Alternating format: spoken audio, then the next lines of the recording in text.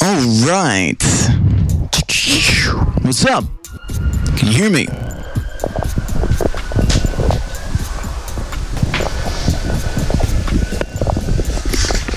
Yes. All right.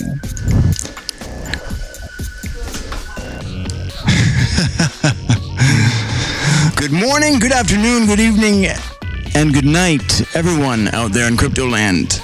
I'm going to cover all four of them, wherever you may be in this giant spinning rock we call Spaceship Earth. Hello! You are listening to SuperNet Radio. SuperNet Radio, the finest crypto-centric internet radio station this side of the Van Allen belt. Yes, I am your humble host, John Prince. The other guy who made the Kessel run in less than 12 parsecs. That guy. No, you probably don't even know what I'm talking about. So, what are we up to this week? Not too much. My cat is okay. She's just chilling. Jingle, jingle. She wonders what I'm yelling about. Not a whole lot going on. Just wasting time. Life is not that exciting right now. We're just kind of in a transitional period, waiting for some things to, fall into place. And I think the world of crypto is following a very similar pattern at right now. The foundations seem to be set. Construction, is nearing completion. And the world is starting to catch on. So it's, a very exciting time to, be in the crypto sector, A lot of people are surely more aware of Bitcoin and cryptocurrency than previous years, and people who looked at the whole system before as a joke, they're starting to seem to be starting to see its merits, For me personally, it's been difficult to talk to people I know, the uninitiated about crypto. Some people actually seem to be insulted by the entire idea of it. I don't know. It's understandable. Most people don't like change. Further than that, your average Joe on the street is afraid of things, he doesn't understand. Right? Right, Kat? Yeah, so, crypto could potentially be a pretty terrifying idea to some people, even, computer illiterate people, that's understandable, but, times, they're changing. You have to roll with the punches, so, times have changed.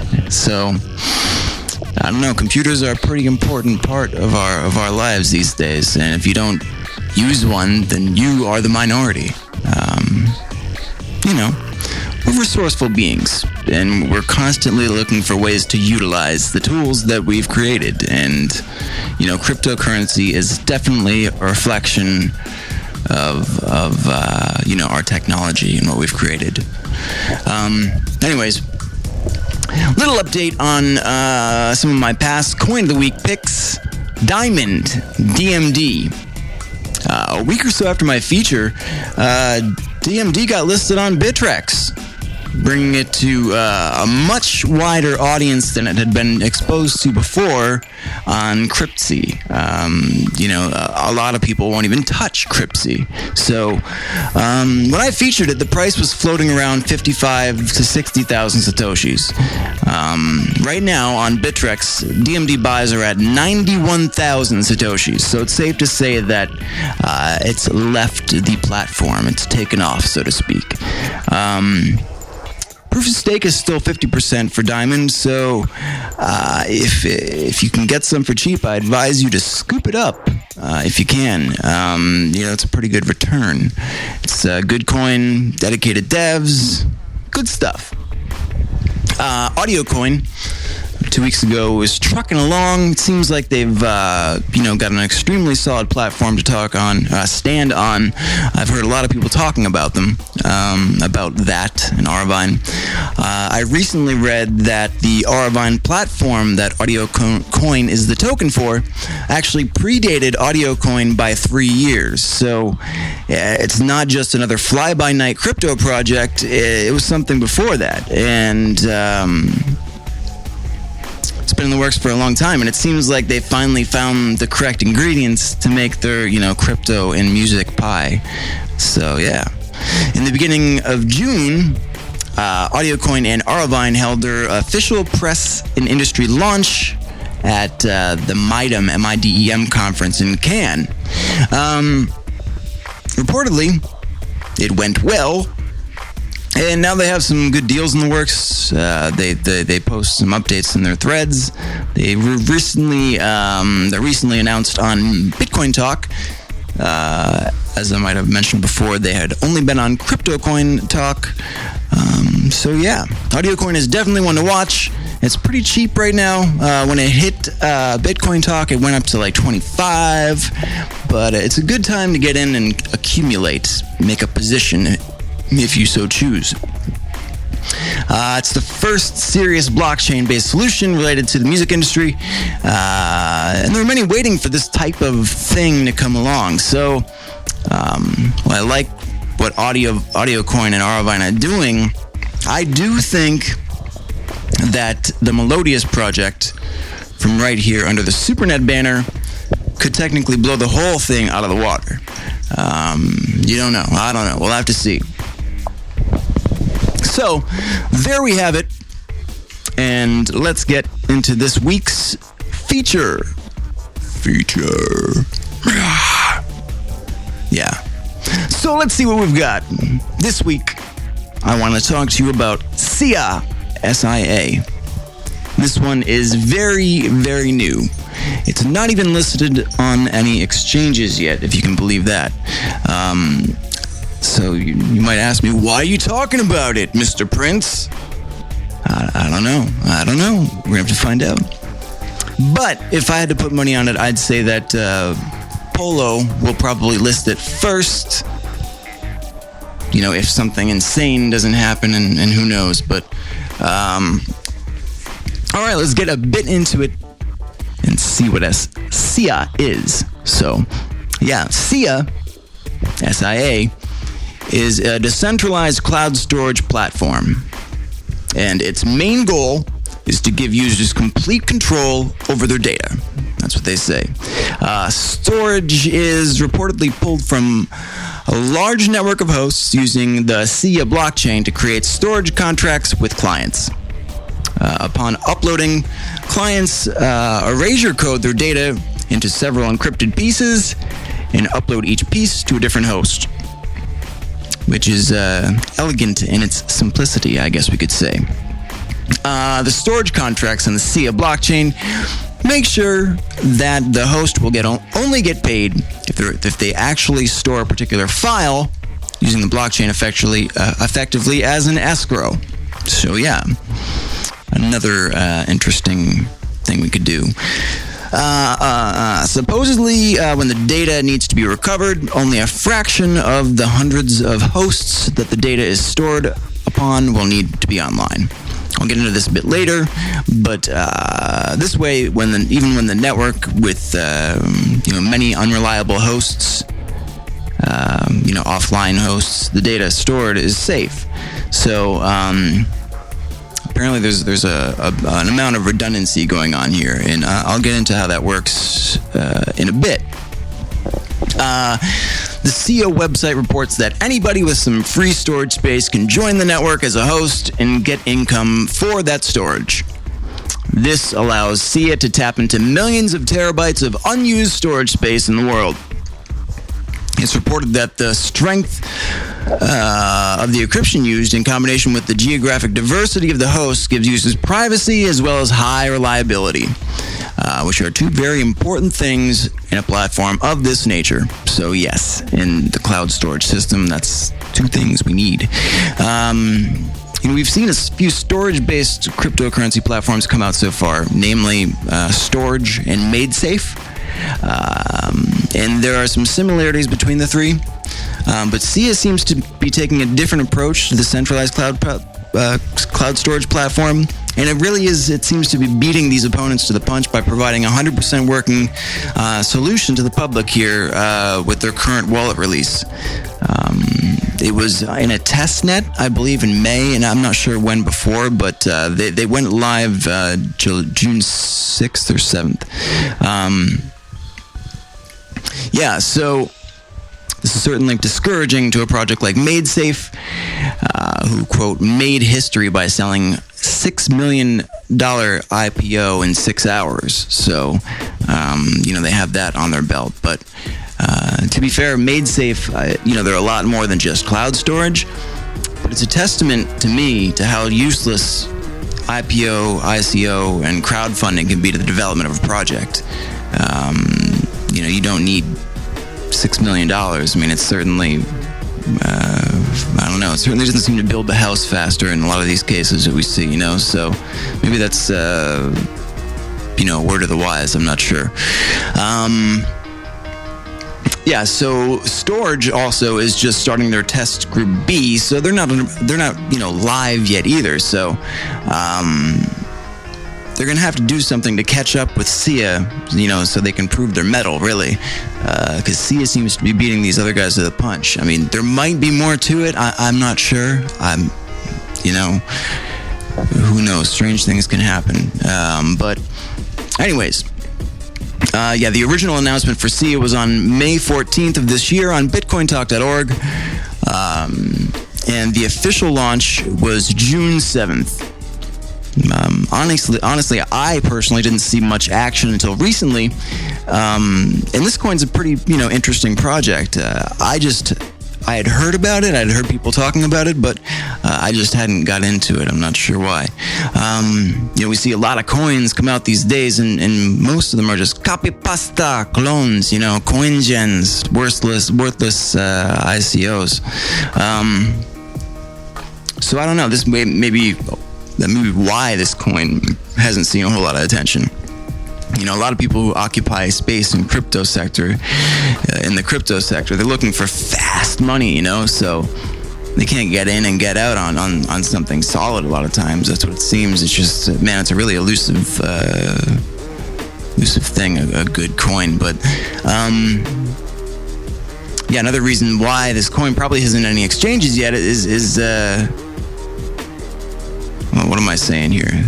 Shit. There were like 4 ICOs on Yobit last week. The Yobit exchange. And I really didn't think anything negative about them, but man, some of these ICOs that they were hosting, shit. One of them didn't even have an announcement. They were just like, give us your Bitcoins.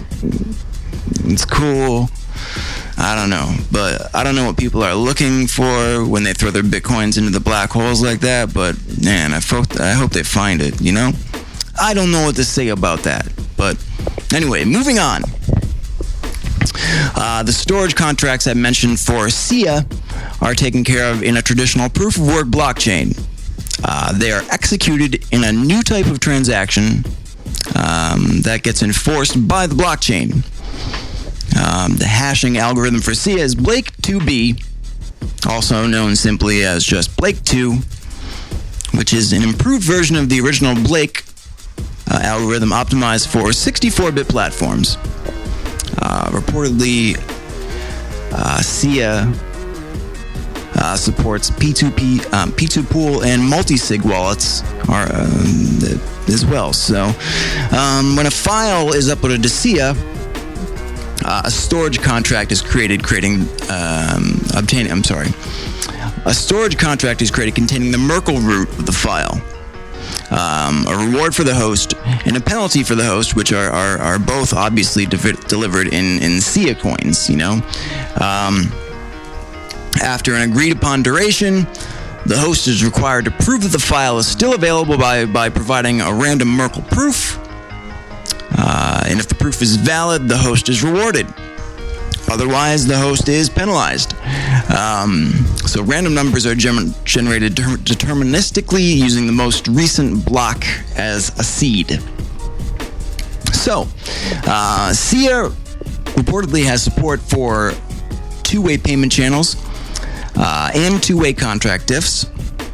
This is meant to provide massive scalability and to eliminate the need for untrustworthy zero confirmation transactions. Once you join a payment channel network, for example, all transactions within that network will be instant and final, with no subsequent risk of a double spend. So that takes care of that, doesn't it? SIA achieves reliability by using erasure codes, as I said earlier, in a, quote, massively distributed environment. So, erasure coding allows a file to be split into many pieces, and the original file can be recovered using only a few of them. So an example would be taking a 50 megabyte file, breaking it into 200 pieces that are 1 megabyte each. Then you can recover the original file from any of the 50 pieces. At first thought, it may seem unnecessarily redundant, but the method has some overhead. Has the same overhead as creating, 4 complete copies of the file and storing it on, say 4 different hosts. But this is a lot more reliable because it's less likely that 151 out of 200 hosts will go offline than it is that 4 out of 4 hosts or 3 out of 4 hosts will go offline. So, 4 out of 4.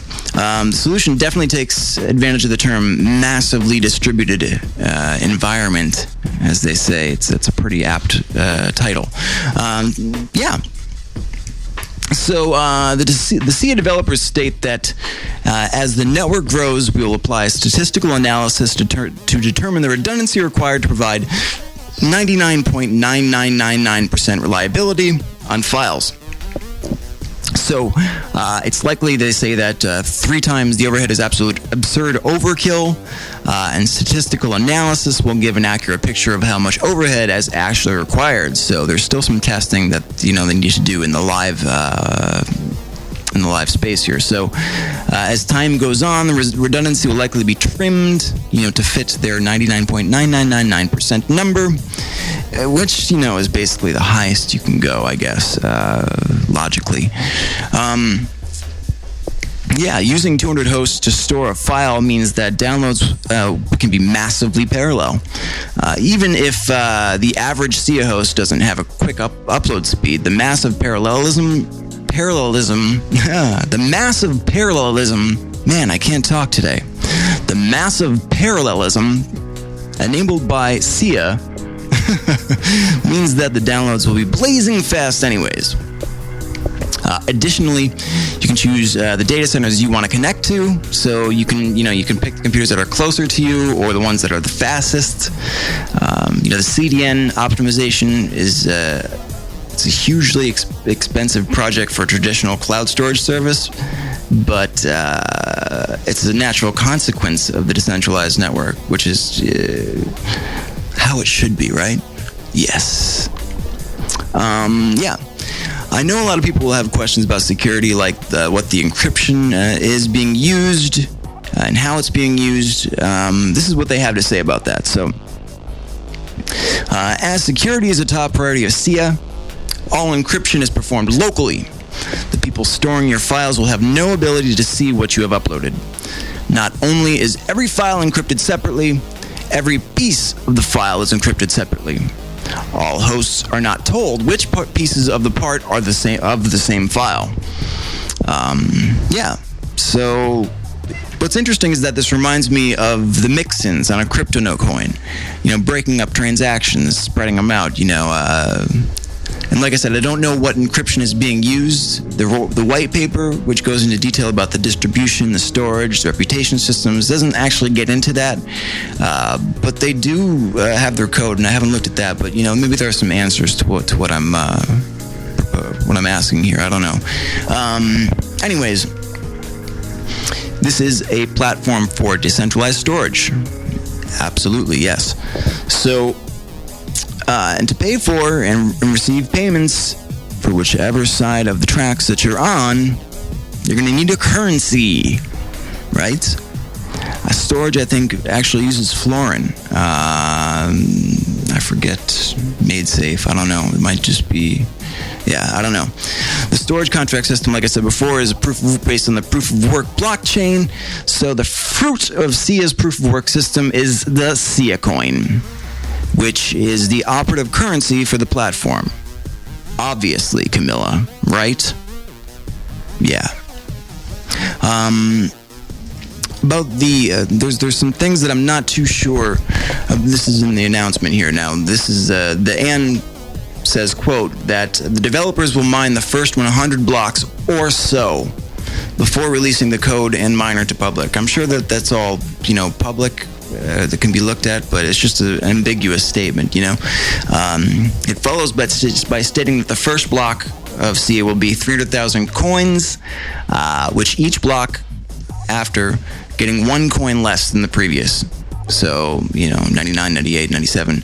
So we can say there's a pre-mine of roughly 29 million. I think it's like 29,999 million SIA for their pre-mine. That's if they mined 100 blocks. So I don't know if they mined 110, 106. Yeah, so it doesn't say there's a hard limit to how many coins can be created, but once the block reward reaches 30,000, all subsequent blocks after will be 30,000 SIA coins. So yeah, like I said, SIA coin is the operative currency here. All storage contracts and SIA payment channels require owning SIA coins. They say that as SIA grows in usage, so too will be the demand for SIA coins. As demand grows, the price will increase. And if SIA is being used for billions of dollars in storage, billions of SIA coins will be required. The value of SIA coin is inextricably tied to the amount of storage in use on the SIA network. Interesting, right? It's a golden world that they want to create. I mean, it could be a great system operating on a worldwide level. It really could be. This could be an amazing thing. Moving on. SIA also has an asset-based cryptocurrency available called SIA Fund. It's a dividend-paying asset coin that pays 3.9% of all successful storage contract payouts to the holders of the SIA Fund coins. There are apparently 10,000 of them, and the, quote, parent company of SIA, which is listed as Nebulous Incorporated, holds 8,760 of them.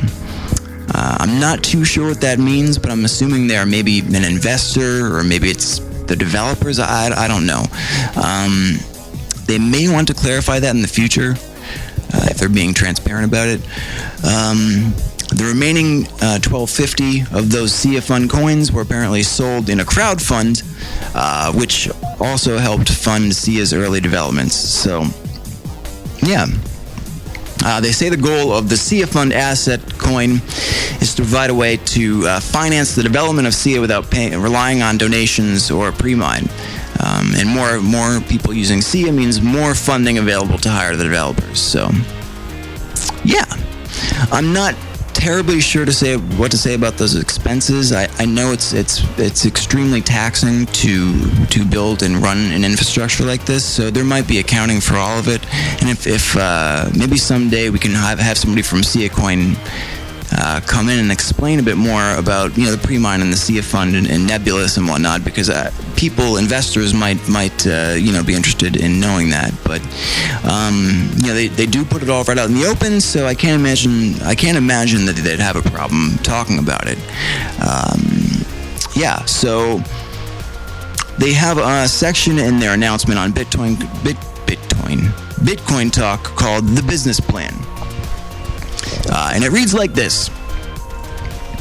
The long-term goal of SIA is to be the backbone storage layer of the internet. All long-term storage will be performed on SIA. All movies and music will be streamed from SIA. All images will be embedded from SIA. all businesses will use SIA as a backend for cloud storage.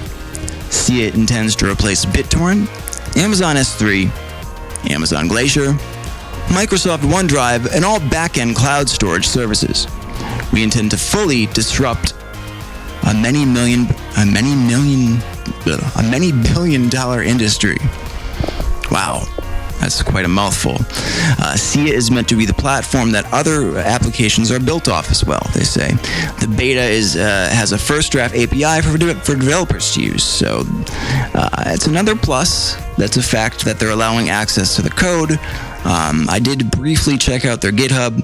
I haven't checked it all out, but there might be some, answers to the encryption questions, or any other questions you might have if in their code. I'm not sure. Overall, the project is quite ambitious, and truly there are some clear advantages over the classic centralized and or hosted solutions that are out there right now. This is definitely something that could revolutionize cloud storage, and further bring amazing applications to our beloved cryptocurrencies. So noble goals indeed. Like I mentioned before, this isn't the first foray into this territory, but these guys are certainly on top of it. So basically, this coin just got out of the testnet earlier this month, and it's live, so you can try it out. Like I said, it hasn't even hit any exchanges yet, but there's some trading going on Bitcoin Talk on their thread if you're interested in buying some under the table. You can mine it on GPUs and CPUs. CPUs, I believe it's worthless at this point. The GPUs have taken over. I think farms are actually at this point, so you, as a home miner, you might be SOL. But you can download the wallet. You can download the wallet, which will allow you to host, space or share files from siacoin.com, SIACOIN.com. Yeah, you know how to spell com. And you can check out their thread on bitcointalk.org. If you need to search for it, just go to Google and type in ANNSIA Bitcoin Talk, and it should literally be your first link. That's a neat trick if you want to find coins. From there, there are links to the white paper, the GitHub, the trading thread, wallets, miners. So yeah, cool. This is an interesting one. But definitely check out Storage and MadeSafe as well, and do some comparisons. And there's no competition. We should all be working together. So, these guys definitely seem on top of their business prowess and what they want to accomplish. SIA was officially released at the beginning of June, and they definitely seem to have at least a small edge in the competition at this point. So, I haven't read much on the development of Storage and MadeSafe, but I do know that they're both still testing in extreme testing phases. So yeah. But that's all I've got for this week, folks, and that concludes my talk about SIA, SIA Coin, SIA Fund, and that's all I have to say. See ya. No, that's really fucking corny. But yeah, so praise Bob. Buy low, sell high. Woo!